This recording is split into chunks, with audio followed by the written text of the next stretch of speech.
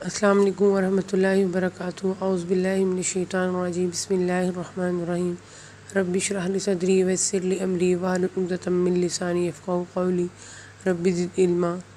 الحمدللہ آج ہم پارہ نمبر 21 پڑھیں گے۔ اس کے آغاز میں نبی کریم صلی اللہ علیہ وسلم کو مصاحف مقابلے کے 2 ہتھیار دیے جا رہے ہیں۔ اتلو ما اوحی الیک من الکتاب واقیم الصلاۃ، جو کتاب آپ کی طرف وحی کی ہے اسے پڑھیے۔ قرآن کریم کی تلاوت متعدد مقاصد کے لیے مطلوب ہے، محض اجر و ثواب کے لیے، اس کے معانی و مطالب پر تدبر و فکر کے لیے، تعلیم و تدریس کے لیے اور واعظ و نصیحت کے لیے۔ اس حکم تلاوت میں ساری صورتیں شامل ہیں۔ آگے کہا جا رہا ہے کہ اور نماز پڑھیے، کیونکہ نماز سے انسان کا تعلق خصوصی اللہ تعالیٰ کے ساتھ قائم ہو جاتا ہے، جس سے انسان کو اللہ تعالیٰ کی مدد حاصل ہوتی ہے، جو زندگی کے ہر موڑ پر اس کے عزم و ثبات کا باعث اور ہدایت کا ذریعہ ثابت ہوتی ہے۔ اس لیے قرآن کریم میں کہا گیا ہے سورہ بقرہ کی آیت 153 میں، اے ایمان والو صبر اور نماز سے مدد حاصل کرو۔ نماز اور صبر کوئی مرئی چیز تو ہے نہیں کہ انسان کا سہارا پکڑ کے ان سے مدد حاصل کرے، یہ غیر مرئی چیز ہے۔ مطلب یہ ہے کہ ان کے ذریعے سے انسان کا اپنے رب کے ساتھ جو خصوصی ریلیشن پیدا ہوتا ہے وہ قدم قدم پر اس کی گائیڈنس کا باعث بنتا ہے۔ اسی لیے نبی کریم صلی اللہ علیہ وسلم کو رات کی تنہائی میں تہجد کی نماز بھی پڑھنے کی تاکید کی، کیونکہ آپ صلی اللہ علیہ وسلم کے ذمے جو ایک امپورٹنٹ کام، ایک عظیم کام سونپا گیا تھا، اس میں آپ صلی اللہ علیہ وسلم کو اللہ کی مدد کی بہت زیادہ ضرورت تھی، اور یہی وجہ کہ خود حضور صلی اللہ علیہ وسلم کو بھی جب کوئی اہم معاملہ یا مرحلہ دیر پیش ہوتا تو آپ صلی اللہ علیہ وسلم نماز کا اہتمام فرماتے۔ یہ کہا جا رہا ہے کہ یقیناً نماز بے حیائی اور برائی سے روکتی ہے، یعنی جس طرح میڈیسن کے ڈفرینٹ ایفیکٹس ہوتے ہیں اور کہا جاتا ہے کہ فلاں دوا جو ہے فلاں بیماری کو روکتی ہے، اور واقعی سے ایسا ہوتا ہے، لیکن کب؟ جب 2 باتوں کا التزام کیا جائے، کہ خیال رکھا جائے، ایک دوائی کو پابندی کے ساتھ اس طریقے شرائط سے استعمال کیا ہے جو ڈاکٹر نے حکیم بتائے، دوسرا پرہیز، یعنی ایسی چیزوں سے بچا جائے جو اس دوائی کے ایفیکٹ کو یا اثرات کو ختم کرنے والی ہو، زائل کرنے والی ہوں۔ اسی طرح نماز کے اندر بھی یقیناً اللہ تعالیٰ نے ایسی روحانی تاثیر رکھی ہے کہ انسان کو بے حیائی اور برائی سے روکتی ہے، لیکن اسی وقت جب نماز کو سنت نبوی صلی اللہ علیہ وسلم کے مطابق ان آداب و شرائط کے ساتھ پڑھا جائے جو اس کی صحت و قبولیت کے لیے ضروری ہے۔ پھر آگے اللہ تعالیٰ حکم جاری کریں کہ اور اہل کتاب کے ساتھ بحث و مباحثہ نہ کرو مگر اس طریقے پر جو عمدہ ہو، اس لیے کہ وہ اہل علم و فہم ہے، بات کو سمجھنے کی صلاحیت و استطاعت رکھتے ہیں، بنابراین ان سے بحث و گفتگو میں تلخی اور تندی مناسب نہیں۔ اور پھر آگے کفار کے متعلق کہا جا رہا ہے کہ وہ نشانیاں طلب کرتے ہیں، کیا ان کے لیے بطور نشانی قرآن پاک کافی نہیں ہے جو ہم نے آپ پر نازل کی ہے، اور جس کے بارے میں انہیں چیلنج دیا گیا ہے کہ اس جیسا قرآن پاک بنا کر لا دیں یا کوئی صورت یہی بنا کر پیش کر دیں۔ جب قرآن کی اس معجزہ نمائی کے باوجود یہ قرآن پر ایمان نہیں لا رہے ہیں، حضرت موسیٰ علیہ السلام اور عیسیٰ علیہ السلام کی طرح انہیں معجزے دکھا بھی دیے جائیں تو اس پر کون سا ایمان لے آئیں گے؟ پھر آگے اللہ تعالیٰ ایمان والوں کو مخاطب کر کے کہہ رہے ہیں کہ اے میرے ایمان والے بندو، میری زمین بہت کشادہ، تم میری ہی بات کرو، یعنی جہاں اللہ کی بات کرنی مشکل ہو اور دین پر قائم رہنا 2 بر ہو رہا ہو، ہجرت کرنے کا حکم ہے، جس طرح مسلمانوں نے پہلے مکہ سے حبشہ کی طرف اور پھر بعد میں مدینہ کی طرف ہجرت کی۔ اور پھر آگے اللہ تعالیٰ اپنے رزق کا وعدہ یاد دلا رہے ہیں کہ اور بہت سے جانور ہیں جو اپنی روزی اٹھائے نہیں پڑتے، کیوں اٹھا کر لے جانے کی ان میں ہمت ہی نہیں، اسی طرح وہ ذخیرہ بھی نہیں کر سکتے۔ مطلب یہ کہ رزق کسی خاص جگہ کے ساتھ مختص نہیں ہے، بلکہ اللہ کا رزق اپنی مخلوق کے لیے عام ہے، وہ جو بھی ہو اور جہاں بھی ہو، بلکہ اللہ تعالیٰ نے ہجرت کو جانے والے صحابہ رضی اللہ عنہما کو پہلے سے کہیں زیادہ وسیع پاکیزہ رزق عطا فرمایا، نیز تھوڑے ہی عرصے کے بعد انہیں عرب کے بہت سے علاقوں کا حکمران بنا دیا، رضی اللہ عنہم اجمعین۔ ان سب کو اور تمہیں بھی اللہ تعالیٰ ہی روزی دیتا ہے، یعنی کوئی کمزور ہے یا طاقتور، اسباب و وسائل سے بہرہ ہے یا بے بہرہ، اپنے وطن میں ہے یا مہاجر اور بے وطن، سب کا روزی رساں وہی اللہ ہے، جو چونٹی کو زمین کے کونوں کھدروں میں، پرندوں کو ہواؤں میں اور مچھلیوں اور دیگر آبی جانوروں کو سمندر کی گہرائیوں میں روزی پہنچاتا ہے۔ اس موقع پر مطلب یہ کہ فکر و فاقہ کا ڈر ہجرت میں رکاوٹ نہ بنے، اس لیے کہ اللہ تعالیٰ تمہاری اور تمام مخلوقات کی روزی کا ذمہ دار ہے، وہ بڑا ہی سننے جاننے والا ہے، یعنی وہ جاننے والا ہے تمہارے اعمال و افعال کو، تمہارے ظاہر و باطن کو، اس لیے صرف اسی سے ڈرو، اس کے سوا کسی سے مت ڈرو، اسی کی اطاعت میں سعادت و کمال ہے، اس کی نافرمانی میں نقصان ہے۔ پھر آگے اللہ تعالیٰ فرما رہے ہیں کہ جو لوگ ہماری راہ میں مشقتیں برداشت کرتے ہیں ہم انہیں اپنی راہیں ضرور دکھا دیں گے، یقیناً اللہ تعالیٰ نیکوکاروں کا ساتھی ہے۔ اس کے ساتھ ہی یہ سورت کمپلیٹ ہو جاتی ہے اور سورہ روم کا آغاز ہو جاتا ہے۔ سورہ روم مکی سورت ہے، اس میں 60 آیتیں اور 6 رکوع ہیں۔ بسم اللہ الرحمن الرحیم۔ آغاز ہوتا ہے الف لام میم، رومی مغلوب ہو گئے، نزدیکی زمین پر وہ مغلوب ہونے کے بعد عنقریب غالب آ جائیں گے، چند سال میں ہی سے پہلے اس کے بعد بھی اختیار اللہ تعالیٰ ہی کا ہے۔ اس روز مسلمان شادمان ہوں گے اللہ کی مدد سے، وہ جس کی چاہتا ہے مدد کرتا ہے، اصل غالب اور مہربان وہی ہے۔ اللہ کا وعدہ ہے، اللہ تعالیٰ اپنے وعدے کے خلاف نہیں کرتا، لیکن اکثر لوگ نہیں جانتے۔ عہد رسالت میں دو بڑی طاقتیں تھیں، ایک فارس یعنی ایران کی اور دوسری روم کی۔ پہلی جو حکومت تھی آتش پرست اور دوسری عیسائی یعنی اہل کتاب تھی۔ مشرکین مکہ کی ہمدردیاں جو تھیں فارس کے ساتھ تھیں، کیونکہ وہ دونوں غیر اللہ کے پجاری تھے، جبکہ مسلمانوں کی ہمدردیاں روم کی عیسائی حکومت کے ساتھ تھیں، اس لیے کہ عیسائی مسلمانوں کی طرح اہل کتاب تھے اور وحی اور رسالت پر یقین رکھتے تھے۔ ان کی آپس میں ٹھنی رہتی تھی۔ نبی صلی اللہ علیہ وسلم کی بعثت کے چند سال بعد ایسا ہوا کہ فارس کی حکومت جو ہے عیسائی حکومت پر غالب آ گئی، اس پر مشرکوں کو خوشی اور مسلمانوں کو غم ہوا۔ اس موقع پر قرآن پاک کی یہ آیات نازل ہوئی جن میں یہ پیشین گوئی کی گئی کہ بضع سنین کے اندر رومی پھر غالب آ جائیں گے، غالب مغلوب اور مغلوب غالب ہو جائیں گے۔ بظاہر اسباب یہ پیش گوئی ناممکن العمل نظر آتی تھی، تاہم مسلمانوں کو اللہ تعالیٰ کے اس فرمان پہ سے یقین تھا کہ ایسا ضرور ہو کر رہے گا۔ اس لیے ابو بکر صدیق رضی اللہ عنہ نے ابو جہل سے شرط باندھ لی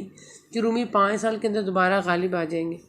نبی صلی اللہ علیہ وسلم کے علم میں یہ بات آئی تو فرمایا کہ بضع کا لفظ 3 سے 10 تک کے عدد کے لیے استعمال ہوتا ہے، تم نے 5 سال کی مدت جو ہے وہ کم رکھی ہے، اس میں بڑھا لو، اس میں اضافہ کر لو۔ چنانچہ آپ صلی اللہ علیہ وسلم کی ہدایت کے مطابق ابو بکر صدیق رضی اللہ عنہ نے اس مدت میں اضافہ کر لیا، اور پھر ایسا ہی ہوا کہ رومی 9 سال کی مدت کے اندر یعنی 7ویں سال دوبارہ فارس پر غالب آ گئے،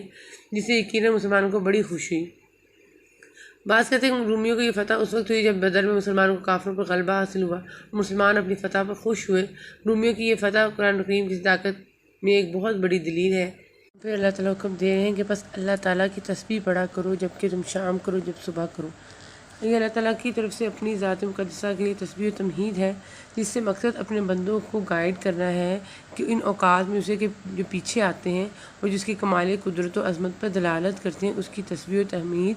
کیا کرو۔ اور پھر اس کے بعد اللہ تعالیٰ کی انہی نشانیوں کو پھر سے ریپیٹ کیا گیا ہے جو ہم نے پہلے پڑھی تھیں، تارے، آسمان، زمین، زندگی، موت، بادل اور بجلیوں کا کڑکنا، دن رات کا ایک پھیر، اور سب سے بڑھ کر اللہ تعالیٰ کا انسان کو تخلیق کرنا۔ اور پھر آگے اللہ تعالیٰ کہہ رہے ہیں کہ پس آپ یکسو ہو کر اپنا منہ دین کی طرف متوجہ کر دیں، یعنی اللہ کی توحید اور اس کی عبادت پر قائم رہیں اور دیانت باطلہ کی طرف التفات ہی نہ کریں۔ آگے ارشاد ہو رہا ہے، اور جب ہم لوگوں کو رحمت کا مزہ چکھاتے ہیں تو خوب خوش ہو جاتے ہیں، اور اگر انہیں ان کے ہاتھوں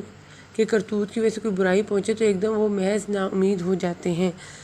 یہ وہی ٹاپک ہے جو سورہ ہود میں گزرا اور جو انسانوں کی اکثریت کا شیوا ہے کہ راحت میں وہ اترانے لگتے ہیں اور مصیبت میں نا امید ہو جاتے ہیں۔ البتہ اہل ایمان جو ہے اس سے مستثنیٰ ہیں، وہ تکلیف میں صبر اور راحت میں اللہ کا شکر یعنی عمل صالح کرتے ہیں، یوں دونوں حالتیں ان کے لیے خیر اور اجر و ثواب کا باعث بنتی ہیں۔ کیا انہوں نے یہ نہیں دیکھا کہ اللہ تعالیٰ جسے چاہے کشادہ روزی دیتا ہے اور جسے چاہے تنگ؟ اس میں بھی ان لوگوں کے لیے جو ایمان لاتے ہیں نشانی ہے، یعنی اپنی حکمت و مصلحت سے وہ کسی کو مال و دولت زیادہ کسی کو کم دیتا ہے، حتیٰ کہ بعض دفعہ عقل و شعور میں ظاہری اسباب و وسائل میں دو انسان ایک ہی جیسے محسوس ہوتے ہیں، ایک ہی جیسا بزنس شروع کرتے ہیں، لیکن ایک بزنس کو خوب فروغ ملتا ہے، وہ ترقی کرتا ہے، جبکہ دوسرے شخص کا کاروبار محدود ہی رہتا ہے اور اسے وسعت نصیب نہیں ہوتی۔ آخر یہ کون ہستی جس کے پاس تمام اختیارات ہیں اور وہ اس قسم کے تصرفات فرماتا ہے؟ اس کے علاوہ وہ کبھی دولت فراواں کے مالک کو محتاج اور محتاج کو مال و دولت سے نواز دیتا ہے۔ یہ سب اسی ایک اللہ کے ہاتھ میں ہے جس کا کوئی شریک نہیں۔ اگر اللہ تعالیٰ کہہ رہے ہیں کہ پاس قرابت دار کو، مسکین کو، مسافر کو، ہر ایک کو اس کا حق دینا چاہیے۔ جب وسائل رزق تمام اللہ تعالیٰ کے اختیار میں ہے اور جس پر چاہے اس کے دروازے کھول دیتا ہے، تو صاحب ثروت کو چاہیے یا جن کے پاس مال ہے ان کو چاہیے کہ اللہ کے دیے مال میں سے ان کا وہ ادا کرتے رہیں جو ان کے مال میں ان کے حقدار رشتہ داروں، مساکین اور مسافروں کا رکھا گیا ہے۔ رشتہ دار کا حق اس لیے مقدم کیا کہ اس کی فضیلت زیادہ ہے۔ حدیث میں آتا ہے کہ غریب رشتہ دار کے ساتھ احسان کرنا دوہرے اجر کا باعث ہے، ایک صدقے کا اجر، دوسرا صلہ رحمی کا۔ اس کے علاوہ اسے حق سے تعبیر کر کے اس طرح بھی اشارہ فرما دیا کہ امداد کر کے تم ان پر احسان نہیں کرو گے بلکہ ایک حق کی ادائیگی ہی کرو گے۔ آگے اللہ تعالیٰ کہہ رہی ان کے لیے بہتر جو اللہ تعالیٰ کا منہ دیکھنا چاہتے ہوں، ایسے لوگ نجات پانے والے ہیں، یعنی جنت میں اللہ تعالیٰ کے دیدار سے مشرف ہونا چاہتے ہوں۔ پھر آگے اللہ تعالیٰ ارشاد فرما رہے ہیں، خشکی اور تری میں لوگوں کی بدعمالیوں کے باعث فساد پھیل گیا، اس لیے کہ انہی کے بعض کرتوتوں کا پھل اللہ تعالیٰ چکھا دے، بہت ممکن ہے کہ وہ باز آ جائیں۔ خشکی سے مراد انسانی وادیاں اور تری سے مراد سمندری راستے اور ساحلی وادیاں ہیں۔ فساد سے مراد ہر وہ بگاڑ ہے جسے انسانوں کے معاشرے اور وادیوں میں امن و سکون تباہ و برباد ان کے عیش و آرام میں خلل واقع ہو۔ اس لیے اس کا اطلاق نافرمانی اور گناہوں کے کاموں پر صحیح ہے، کیونکہ ایک انسان جب دوسرے پر ظلم کرتا ہے اور جو ظلم ہو رہے ہیں اللہ تعالیٰ کی شہدوں کو پامال اور حقی ضابطوں کو توڑ رہے ہیں، قتل و خون ریزی جو ہے وہ عام ہو گئی ہے، ان ارضی اور سماوی آفات پر بھی اس کا اطلاق صحیح ہے جو اللہ کی طرف سے بطور سزا و تنبیہ نازل ہوتی ہے، جیسے قحط، کثرت موت، خوف اور سیلاب وغیرہ۔ مطلب یہ کہ جب انسان اللہ کی نافرمانی کو اپنا وتیرہ بنا لے تو پھر وہ مکافات عمل کے طور پر اللہ تعالیٰ کی طرف سے انسانوں کے اعمال و کردار کا جو رخ ہے برائیوں کی طرف پھر جاتا ہے، اور زمین جو فساد سے بھر جاتی ہے، امن و سکون ختم ہو جاتا ہے، اس کی جگہ خوف و دہشت، قتل و غارت گری جو ہے وہ ہر طرف عام ہو جاتی ہے۔ اس کے ساتھ ساتھ بعض دفعہ آفات ارضی و سماوی کا بھی نزول ہوتا ہے۔ مقصد اس سے یہی ہوتا ہے کہ اس عام بگاڑ یا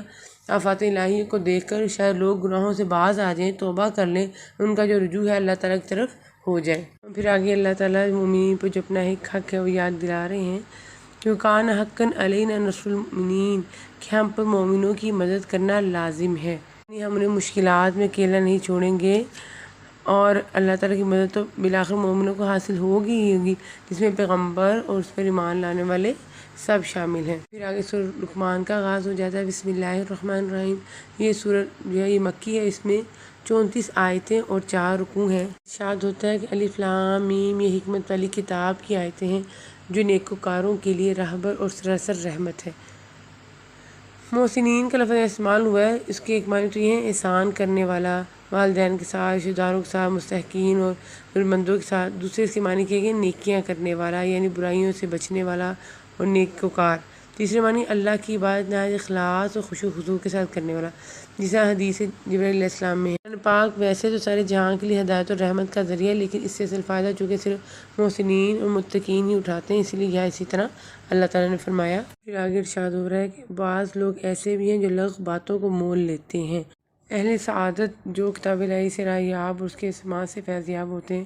ان کے ذکر کے بعد ان اہل شقاوت کا بیان ہو رہا ہے جو کلام الہی کے سننے سے تو اعراض کرتے ہیں، البتہ ساز و موسیقی، نغمہ و سرور اور گانے وغیرہ خوب شوق سنتے اور ان میں دلچسپی لیتے ہیں۔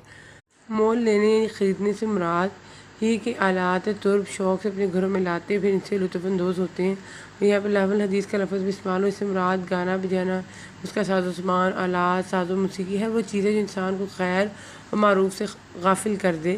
جیسے اس میں قصے کہانیاں آ جاتے ہیں، افسانے، ڈرامے، ناول اور اخلاقیات سے عاری رسالے اور اس قسم کے اخبارات سب اس میں آ جاتے ہیں۔ جیسے عہد رسالت میں بعض لوگوں نے گانے بجانے والی لونڈیاں بھی اس مقصد کے لیے خریدی تھیں کہ وہ لوگوں کا دل گانے بنا کر بہلاتی رہیں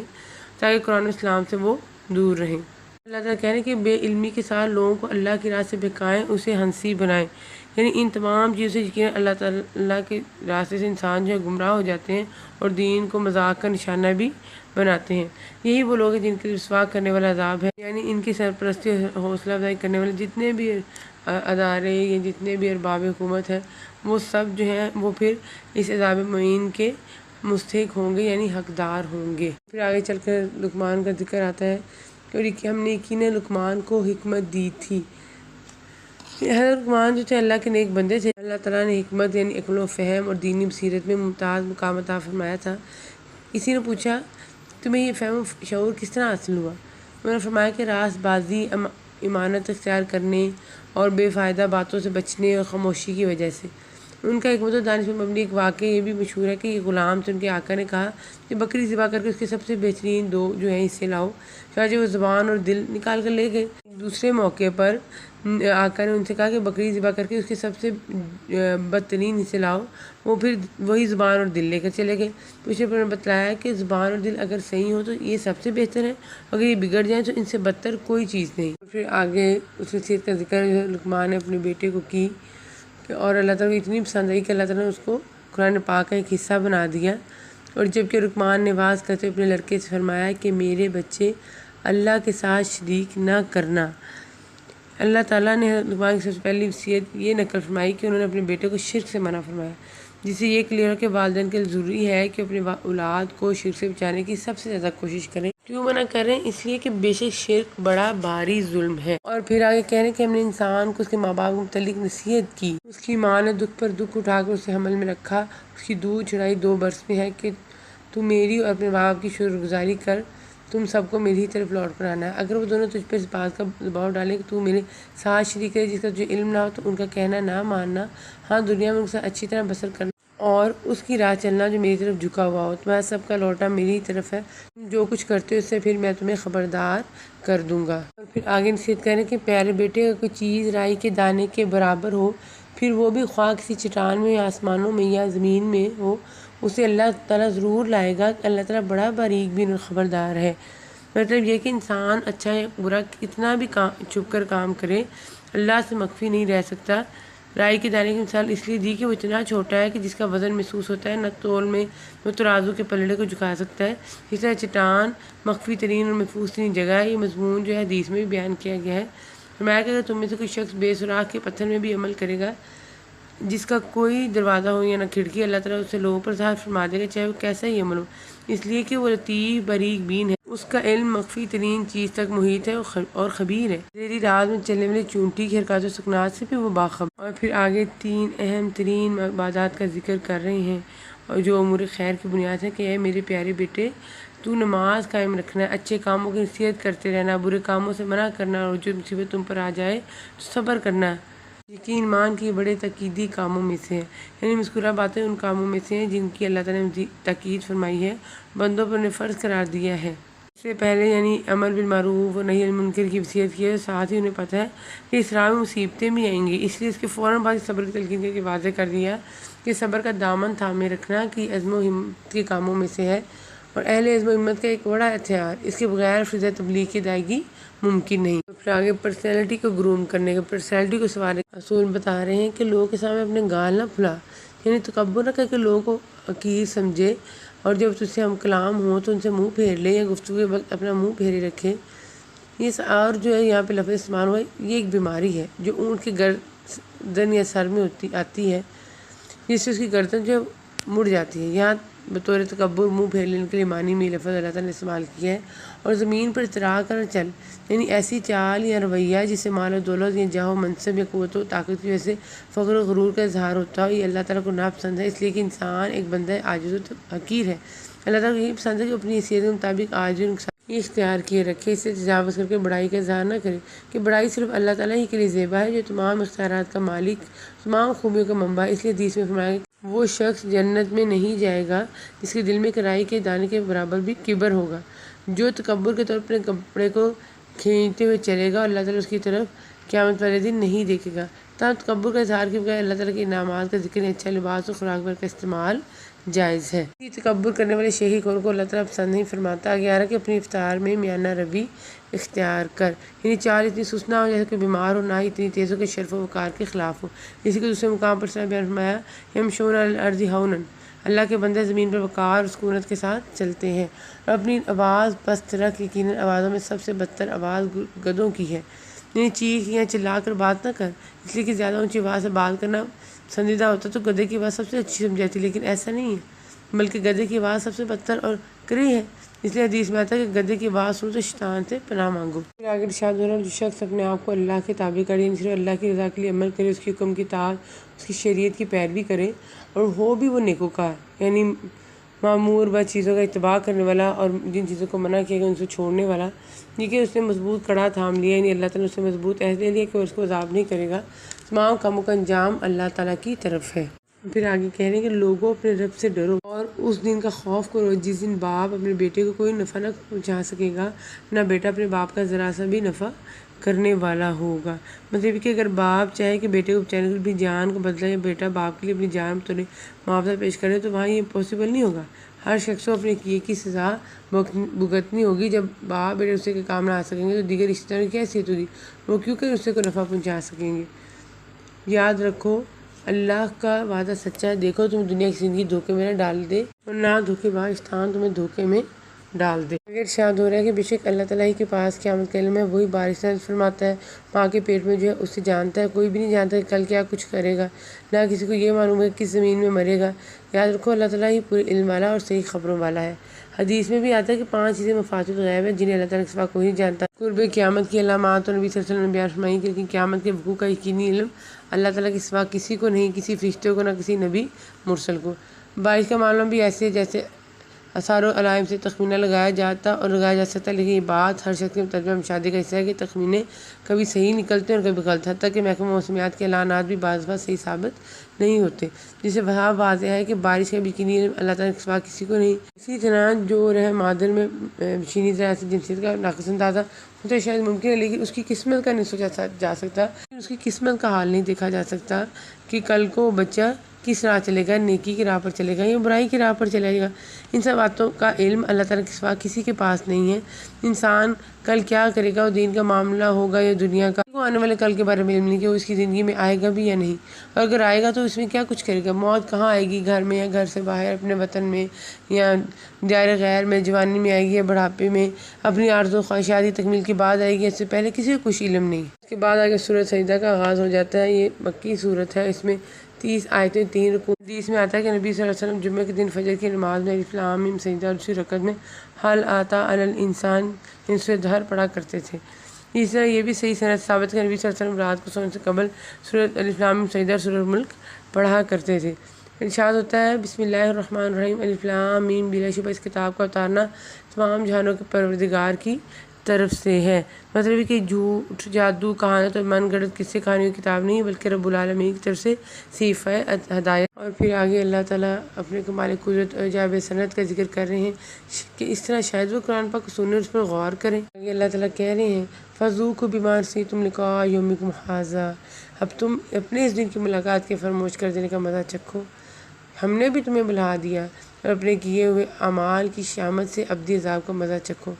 یعنی جس طرح تم ہمیں دنیا میں بلائے رہے، آج ہم بھی تم سے ایسے ہی پھر معاملہ کریں گے، ورنہ ظاہر بات ہے کہ اللہ تعالیٰ تو بھولنے والا نہیں ہے۔ پھر اس کے بعد اللہ تعالیٰ اپنے اہل ایمان کا ذکر کریں کہ وہ کون لوگ ہیں، ہماری آیتوں پر وہی ایمان لاتے ہیں، یعنی تصدیق کرنے والے، ان سے فائدہ وہی اٹھاتے ہیں۔ جب کبھی ان سے نصیحت کی جاتی ہے تو سجدے میں گر پڑتے ہیں، یعنی اللہ کی آیات کی تعظیم اور اس کی عذاب سے ڈرتے ہوئے سجدے میں گر جاتے ہیں اور اپنے رب کی حمد کے ساتھ اس کی تسبیح پڑھتے ہیں، یعنی رب کو ان چیزوں سے پاک قرار دیتے ہیں جو اس کی شان کے لائق نہیں ہیں، اس کے ساتھ اس کی نعمتوں پر اس کی حمد کرتے ہیں جن میں سب سے بڑی کامل نعمت ایمان کی ہدایت ہے، یعنی وہ اپنے سجدوں میں سبحان اللہ و بحمدہ یا سبحان ربی الاعلیٰ و بحمدہ وغیرہ کلمات پڑھتے ہیں اور تکبر نہیں کرتے، یعنی اطاعت و انقیاد کا راستہ اختیار کرتے ہیں، جاہلوں اور کافروں کے ساتھ تکبر نہیں کرتے، اسی لیے کہ اللہ تعالیٰ کی عبادت سے تکبر کرنا جہنم میں جانے کا سبب ہے، جیسے سورۃ المومنون کی آیت نمبر 60 میں بیان کیا گیا ہے۔ اس لیے اہل ایمان کا معاملہ ان کے برعکس ہوتا ہے، وہ اللہ کے سامنے ہر وقت عاجزی، ذلت و مسکینی اور خشوع و خضوع کا اظہار کرتے ہیں۔ ان کی کروٹیں اپنے بستروں سے الگ رہتی ہیں، یعنی راتوں کو اٹھ کر نوافل تہجد پڑھتے ہیں، توبہ استغفار، تسبیح و تحمید اور دعا و الہا زاری کرتے ہیں، اپنے رب کو خوف اور امید کے ساتھ پکارتے ہیں، یعنی اس کی رحمت اور فضل و کرم کی امید بھی رکھتے ہیں، اس کے عتاب و غضب اور مواخذہ و عذاب سے ڈرتے بھی ہیں، محض امید نہیں رکھتے کہ عمل سے بے پرواہ ہو جائیں، جیسے بے امر بد عمل لوگوں کا شیوہ ہے، اور نہ ہی عذاب کا اتنا خوف طاری کر لیتے ہیں کہ اللہ کی رحمت سے ہی مایوس ہو جائیں، کہ مایوسی بھی کفر و ضلالت ہے، اور جو کچھ ہم نے انہیں دے رکھا ہے وہ خرچ کرتے ہیں۔ انفاق میں صدقات واجبات، زکوٰۃ اور عام صدقہ اور خیرات دونوں شامل ہیں۔ اہل ایمان دونوں کا حسب استطاعت اہتمام کرتے ہیں۔ پھر آگے اللہ تعالیٰ فرما رہے ہیں کہ بالیقین ہم انہیں قریب کے چھوٹے سے بعض عذاب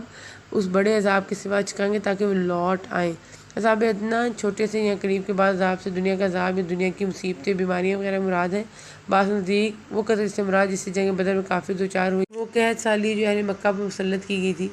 یعنی تمام صورتیں اس میں آ سکتی ہیں، اور یہ اس بڑے عذاب کے سوا چکھائیں گے تاکہ وہ لوٹ آئیں، یعنی یہ آخرت کے بڑے عذاب سے پہلے چھوٹے عذاب بھیجنے کی علت ہے کہ شاید وہ کفر و شرک اور معصیت سے باز آ جائیں۔ پھر اس کے بعد سورۃ احزاب کا آغاز ہو جاتا ہے چوتھے ربع میں۔ سورۃ احزاب جو مدنی صورت ہے، اس میں 73 آیتیں اور 9 رکوع ہیں۔ بسم اللہ الرحمن الرحیم۔ آغاز ہو رہا ہے کہ اے نبی اللہ تعالیٰ سے ڈرتے رہنا۔ آیت میں تقویٰ پر مداومت اور تبلیغ و دعوت میں استقامت کا حکم ہے، یعنی تقویٰ کا مطلب ہے کہ تو اللہ کی اطاعت، اللہ کی دی ہوئی روشنی کے مطابق کرے، اللہ سے سوال کی امید رکھے، اور اللہ کی معصیت اللہ کی دی ہوئی روشنی کے مطابق ترک کر دے، اللہ کے عذاب سے ڈرتے رہے، اور کافر و منافقوں کی باتوں میں نہ جانا۔ اللہ تعالیٰ بڑے علم والا اور بڑی حکمت والا ہے، بس وہی اس بات کا حقدار ہے کہ اس کی اطاعت کی جائے، اس لیے کہ عواقب کو وہی جانتا ہے، اپنے اقوال و افعال میں وہ حکیم ہے۔ اگر شاید ہو رہا ہے جو کچھ آپ کی جانب آپ کے رب کی طرف سے وحی کی جاتی ہے، یعنی قرآن کی اور حدیث کی، اس لیے کہ حدیث کے الفاظ گو نبی کریم صلی اللہ علیہ وسلم کی زبان مبارک سے نکلے ہوئے ہیں، لیکن ان کے معنی و مفہوم اللہ کی طرف سے ہی ہیں، اس لیے ان کو وحی خفی یا وحی غیر مطلوع کہا جاتا ہے۔ اس کی تابع داری کریں، یقین مانو کہ اللہ تمہارے ہر ایک عمل سے باخبر ہے، یعنی پر اس سے تمہاری کوئی بات جو ہے مخفی نہیں رہ سکتی۔ آگے ارشاد ہو رہا ہے کسی آدمی کے سینے میں اللہ تعالیٰ نے 2 دل نہیں رکھے۔ بعض روایت سے معلوم ہوتا ہے کہ ایک منافق یہ دعویٰ کرتا تھا کہ اس کے 2 دل ہیں، ایک دل مسلمانوں کے ساتھ ہے اور دوسرا دل کفر اور کافروں کے ساتھ ہے۔ یہ آیت اس کی تردید میں نازل ہوئی۔ مطلب یہ ہے کہ یہ ممکن ہے کہ ایک دل میں اللہ کی محبت اور اس کے دشمنوں کے اطاعت جمع ہو جائے۔ اور پھر آگے رشتوں کے بارے میں حکم دیا جا رہا ہے کہ رشتے وہی ہیں جو اللہ تعالیٰ نے بنائے ہیں، یعنی کسی کو ماں کہنے سے وہ ماں نہیں بن جائے گی، نہ بیٹا کہنے سے وہ بیٹا بن جائے گی، ان پر امومت اور بنوت کے شرعی احکام جاری نہیں۔ اس کے آگے اللہ تعالیٰ کہہ رہے ہیں کہ اللہ تعالیٰ جو حق بات فرماتا ہے اور سیدھی راہ سجاتا ہے، اسی لیے اس کی اتباع کرو اور دھار والی عورت کو ماں اور لے پالک کو بیٹا مت کہو۔ خیال رکھے کسی کو پیار اور محبت میں بیٹا کہنا اور بات ہے اور لے پالک کو حقیقی بیٹا تصور کر کے بیٹا کہنا اور بات ہے۔ پہلی بات جائز ہے یا مقصود دوسری بات کی ممانعت ہے۔ ارشاد ہو رہا ہے کہ لے پالکوں کو ان کے حقیقی باپوں کی طرف نسبت کر کے بلاؤ، اللہ کے نزدیک پورا انصاف یہی ہے۔ اس حکم سے اس رواج کی ممانعت کر دی گئی جو زبان جاہلیت سے چلا آ رہا تھا۔ ابتدائے اسلام میں بھی رائج تھا کہ لے پالک بیٹوں کو حقیقی بیٹا سمجھا جاتا۔ اکرم رضی اللہ عنہ بیان فرماتے ہیں کہ ہم زید بن حارثہ رضی اللہ عنہ کو جن رسول اللہ صلی اللہ علیہ وسلم نے ذات کے بیٹا بنا لیا تھا اور زید بن محمد صلی اللہ علیہ وسلم کے آگے پکارا کرتے تھے، حتیٰ کہ قرآن کریم کی آیت ادعوہم لآبائہم نازل ہو گئی۔ اس آیت کے نزول کے بعد ابو حذیفہ رضی اللہ عنہ کے گھر میں بھی ایک مسئلہ پیدا ہو گیا جنہوں نے سالوں کو بیٹا بنایا ہوا تھا۔ جب منہ بیلے بیٹوں کو حقیقی بیٹا سمجھنے سے روک دیا گیا تو اسے پردہ کرنا ضروری ہو گیا۔ نبی صلی اللہ علیہ وسلم نے ابو حذیفہ رضی اللہ عنہ کی بیوی کو کہا کہ اسے دودھ پلا کر اپنا رضاعی بیٹا بنا لو کیونکہ اس طرح تم اس پر حرام ہو جائے گی، چنانچہ انہوں نے پھر ایسا ہی کیا۔ اس لیے اللہ تعالیٰ کہنا کہ جن کے حقیقی باپوں کا علم اب دوسری نسبتیں ختم کر کے انہی کی طرف انہیں جو منسوب کرو، البتہ جن کے باپوں کا علم نہ ہو سکے تو تم انہیں اپنے بھائی اور دوست سمجھو، بیٹا مت سمجھو۔ آگے اللہ تعالیٰ کہہ رہے ہیں کہ تم سے بھول چوک میں جو کچھ ہو جائے اس میں تم پر کوئی گناہ نہیں، اس لیے خطا و نسیان معاف ہے، جیسے کہ حدیث میں بھی صراحت ہے۔ البتہ گناہ وہ ہے جس کا تم ارادہ دل سے کرو، اللہ تعالیٰ بڑا ہی بخشنے والا ہے۔ یعنی جو جان بوجھ کر غلط انصاف کرے گا وہ سب گناہ گار ہوگا۔ حدیث میں آتا ہے جس نے جانتے بوجھتے اپنے آپ کو غیر باپ کی طرف منسوب کیا اس نے کفر کا ارتکاب کیا۔ آگے اللہ تعالیٰ مومنین کو حکم دے رہے ہیں، پیغمبر مومنوں پر خود ان سے بھی زیادہ حق رکھنے والے ہیں۔ نبی صلی اللہ علیہ وسلم اپنی امت کے جتنے شفیق و خیر خواہ تھے، محتاج وضاحت نہیں۔ اللہ تعالیٰ نے آپ صلی اللہ علیہ وسلم کی شفقت اور خیر خواہی کو دیکھتی ہوئی اس آیت میں آپ صلی اللہ علیہ وسلم کو مومنوں کے اپنے نفسوں سے بھی زیادہ حقدار، آپ صلی اللہ علیہ وسلم کی محبت کو دیگر تمام محبتوں سے فائق تر اور آپ صلی اللہ علیہ وسلم کے حکم کو اپنی تمام خواہشات سے اہم تر قرار دیا ہے۔ اس لیے مومنوں کے لیے ضروری ہے کہ آپ صلی اللہ علیہ وسلم ان کے جن مالوں کا مطالبہ اللہ کے لیے کریں وہ آپ صلی اللہ علیہ وسلم پر نچھاور کر دیں، چاہے انہیں خود کتنی ہی ضرورت ہو۔ آپ صلی اللہ علیہ وسلم سے اپنے نفسوں سے بھی زیادہ محبت کریں، آپ صلی اللہ علیہ وسلم کے حکم کو سب پر مقدم، آپ صلی اللہ علیہ وسلم کی اطاعت کو سب سے اہم سمجھیں جب تک یہ خود سپردگی نہیں ہوگی، جیسے سورہ نساء کے 65 میں فلا وربک لا یؤمنون کے مطابق آدمی مومن نہیں ہوگا۔ اسی طرح جب تک آپ کی محبت تمام محبتوں پر غالب نہیں ہوگی، لا یؤمن احدکم حتی یکون احب الیہ من والدہ ووالدہ کی روح سے مومن نہیں۔ ٹھیک اسی طرح اطاعت رسول صلی اللہ علیہ وسلم میں کوتاہی بھی لا یؤمن احدکم حتی یکون ہواہ تابعا لما جئت بہ کا مصداق بنا دے گی۔ آگے اللہ تعالیٰ ارشاد فرما رہے ہیں، ارشدار کتاب اللہ کی روح سے بنسبت دوسرے مومنوں اور مہاجروں کے آپس میں زیادہ حقدار ہیں۔ یعنی اب مہاجرت اخوت موالات کی وجہ سے وراثت نہیں ہوگی، اب وراثت صرف قریبی رشتے کی بنیاد پر ہی ہوگی۔ اور پھر آگے چل کے ایک بہت بڑا ٹاپک آ جاتا ہے غزوہ احزاب اور غزوہ بنو قریظہ۔ ان دونوں پر یہاں پر ڈسکشن کی گئی ہے کہ اللہ تعالیٰ نے کس کس انداز سے تمہاری مدد کی، اور یہ وہ ٹائم تھا جب مسلمان شدید مصائب کا شکار تھے، مشکلات کا سامنا کر رہے تھے۔ جب مدینہ کے اوپر حملہ کرنے کے لیے جو سارے لوگ آ رہے تھے جو مسلمانوں کے خلاف تھے، تو اس وقت نبی کریم صلی اللہ علیہ وسلم نے مشورہ کر کے وہاں پر ایک خندق کھدوائی جو کہ اس دور کی بہترین ایڈوانس جو تھی وہ حکمتیں، پھر کفار جو تھے وہ ان کا سامنا اور مقابلہ نہیں کر سکے تھے۔ اگرچہ جنگ عملاً نہیں ہوئی تھی لیکن وہ ایک بڑا مشکل وقت تھا جس کو مسلمانوں نے فیس کیا۔ پھر آگے اللہ تعالیٰ حکم دے رہے ہیں کہ لقد کان لکم فی رسول اللہ اسوۃ حسنہ، کیوں تمہارے لیے رسول اللہ میں عمدہ نمونہ موجود ہے۔ یعنی مسلمانوں اور منافقوں تو سب کے لیے رسول اللہ صلی اللہ علیہ وسلم کی ذات کے اندر بہترین نمونہ ہے، بس تم جہاد میں اور صبر و ثبات میں اسی کی پیروی کرو۔ ہمارا یہ پیغمبر جہاد میں بھوکا رہتا ہے کہ اسے پیٹ پر پتھر باندھنے پڑے، ان کا چہرہ زخمی ہو گیا، ان کے رباعی داں ٹوٹ گئے، خندق اپنے ہاتھوں سے کھود دی اور تقریباً 1 مہینہ دشمن کے سامنے سینہ سپر رہے۔ یہ آیت اگرچہ جنگ احزاب کے ضمن میں نازل ہوئی ہے جس میں جنگ کے موقع پر بطور خاص رسول اللہ صلی اللہ علیہ وسلم کے سامنے رکھنے اور اس کی اقدار کرنے کا حکم دیا گیا، لیکن یہ حکم عام ہے، یعنی آپ صلی اللہ علیہ وسلم کے تمام اقوال، افعال، احوال میں مسلمانوں کے لیے آپ سب کی اقدار ضروری ہے۔ یعنی ان کا تعلق عبادات سے ہو یا معاشرت سے، معیشت سے ہو یا سیاست سے، زندگی کے ہر شعبے میں آپ سے ان کی ہدایت واجب الاتباع۔ سورہ حشر میں بھی نازل ہوا ہے کہ وما آتاکم الرسول فخذوہ، اور اس طرح سورہ آل عمران کی آیت نمبر 3 ان کنتم تحبون اللہ، ان کا مفاد بھی یہی ہے۔ اور پھر آگے اللہ تعالیٰ واضح کر کے اس رسول صلی اللہ علیہ وسلم کو وہی اپنائے گا جو آخرت اللہ تعالیٰ کی ملاقات بھی یقین رکھتا ہے اور کثرت سے اللہ تعالیٰ کا ذکر کرتا ہے۔ آخر میں اللہ تعالیٰ سے دعا ہے کہ اللہ تعالیٰ ہمیں بہترین طریقے سے پرخلوص دل سے نبی کریم صلی اللہ علیہ وسلم کے اسوہ حسنہ پر عمل کرنے کی توفیق عطا فرمائے، آمین۔ وآخر دعوانا ان الحمد للہ رب العالمین۔